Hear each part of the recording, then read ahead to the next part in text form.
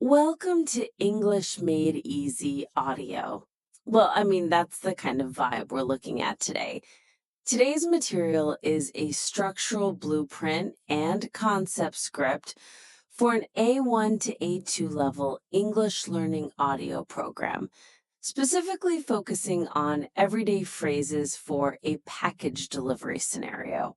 Yeah, and diving right into the first big editorial point here, the author's blueprint has this incredibly rigid constraint where they limit sentences to just 3 to 8 words. Right. And the problem is, that risks creating a very unnatural, robotic rhythm that totally fails to prepare beginners for actual conversational cadence.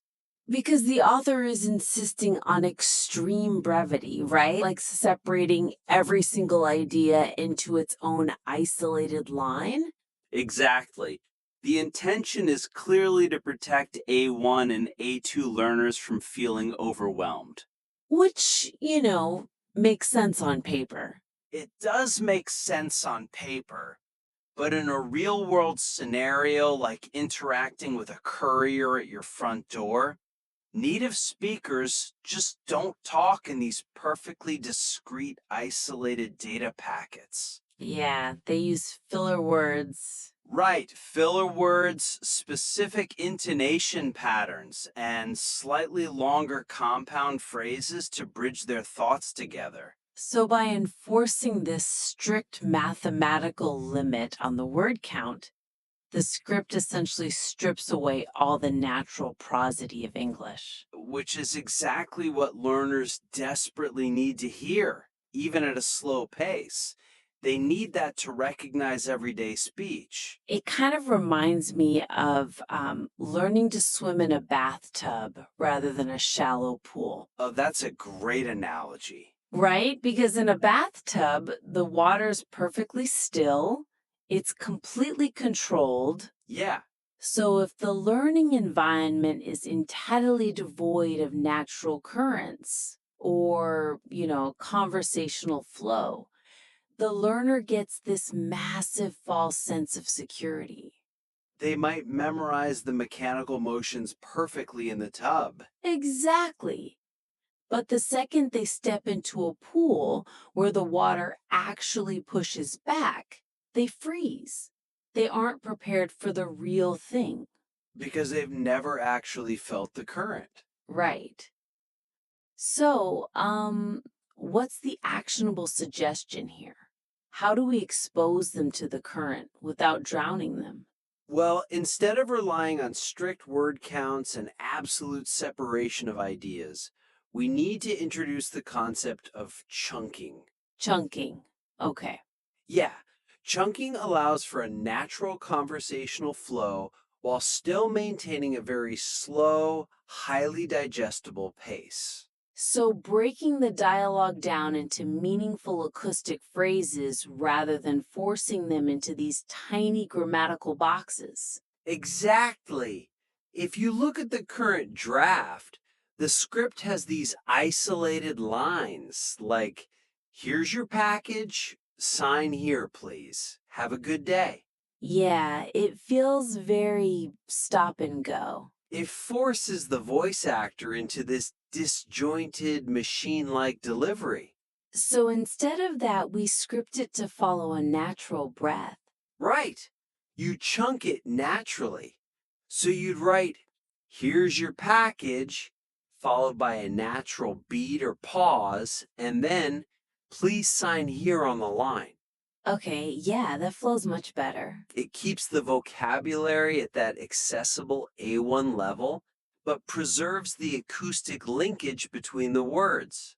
And we can apply that to conjunctions too, right? Because right now they avoid them entirely to keep the sentences short. Yes, exactly.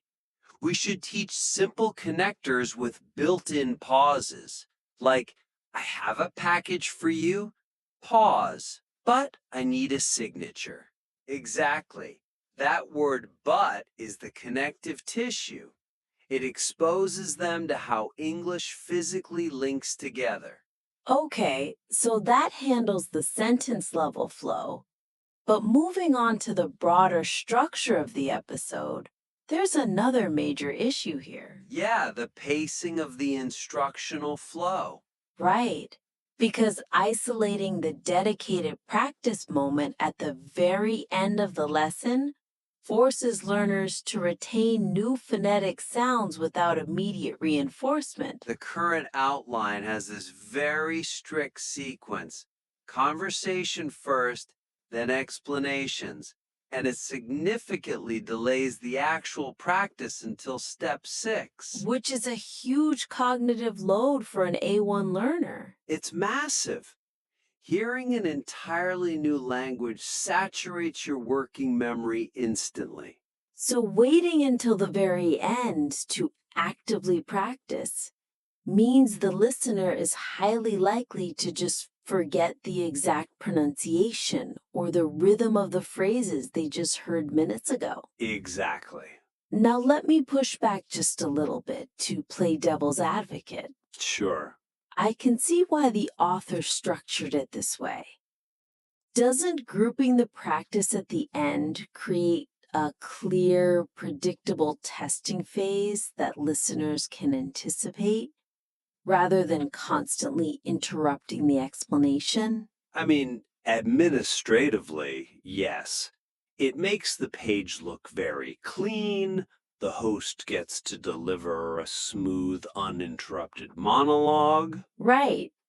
But that organizational neatness works actively against how the brain actually acquires language. How so? It's about the phonological loop. That's the subsystem in our working memory that temporarily stores auditory information. Okay. Like when someone tells you a phone number and you have to repeat it back to yourself silently before you can write it down. Oh, yeah, I do that all the time. Right, but that acoustic echo decays in about 2 to 3 seconds. Wait, really? Just 2 to 3 seconds? Yeah, unless it's actively rehearsed through motor planning, meaning physically moving your mouth to say it. Oh, wow. If someone tells you a phone number and then immediately talks to you for 2 minutes about what they had for lunch, that number is totally gone. Yeah, I'd have no idea what the number was. It's the same here. If the host explains the nuance of a phrase and then continues talking for 2 more minutes about entirely different vocabulary, The acoustic memory of that initial target phrase has completely decayed. exactly.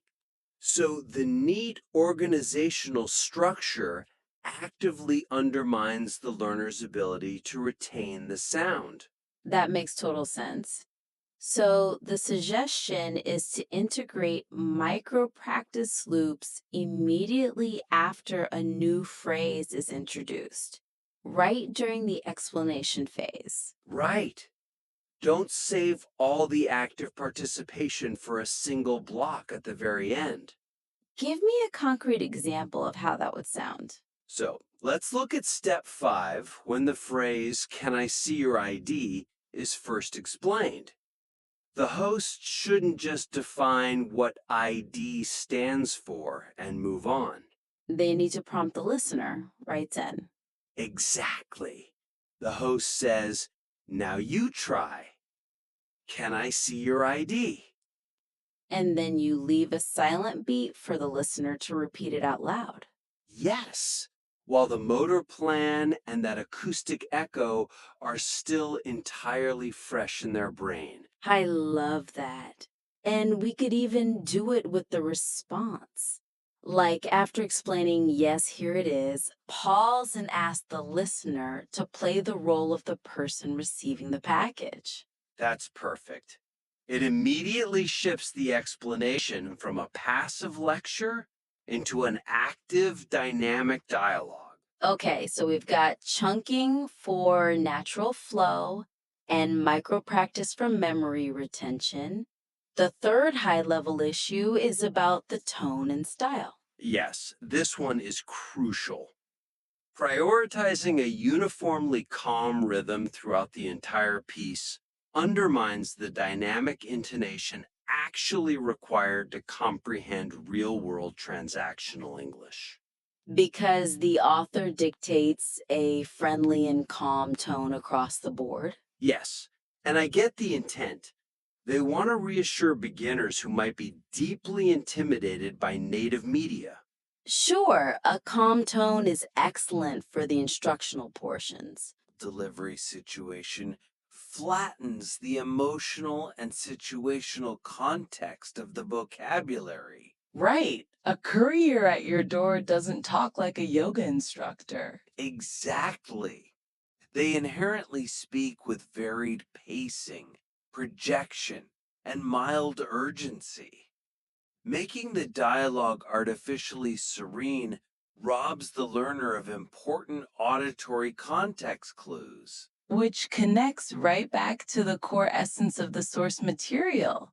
The title explicitly promises everyday phrases. And everyday life has friction. The primary goal is practical, real life utility, which inherently requires exposure to realistic emotional tones. So the suggestion is to sharply modulate the tone, contrast the acting audio from the teaching audio. Yes, reflect the reality of the delivery scenario during the dialogue, and then deliberately return to the soothing tone for the breakdown. Let's look at an example. The courier's initial greeting in the dialogue, maybe it's something like, "Delivery for apartment 4B." That should be delivered with an upbeat, slightly louder, projecting energy. Right, mimicking speaking through a door or down a hallway. Yes, realistic urgency. And then, immediately afterward, the host's explanatory voice steps in with that calm, slow, reassuring tone. Like, notice how the driver says delivery for. Exactly. That stark contrast acts as an auditory boundary. It helps the learner separate the target language from the pedagogical instructions automatically without needing like cheesy sound effects. Exactly. It makes the piece feel three-dimensional and respects the learner's need for authenticity. So, taking a step back, let's do a quick recap. We've got 3 main areas for improvement today. Yep. First, relaxing the rigid 3 to 8 word constraints in favor of natural chunking so we don't lose the prosody of English. Second, integrating those micro-practice loops directly into the explanation phase rather than holding them hostage until the end of the lesson. And third, contrasting a realistic acting tone for the dialogue with a calm teaching tone for the instruction. It's all about making it conversational and real. Absolutely. We invite the listener to apply these structural and tonal adjustments to their audio blueprint and submit the revised concept back to the critique for further analysis. Looking forward to hearing it.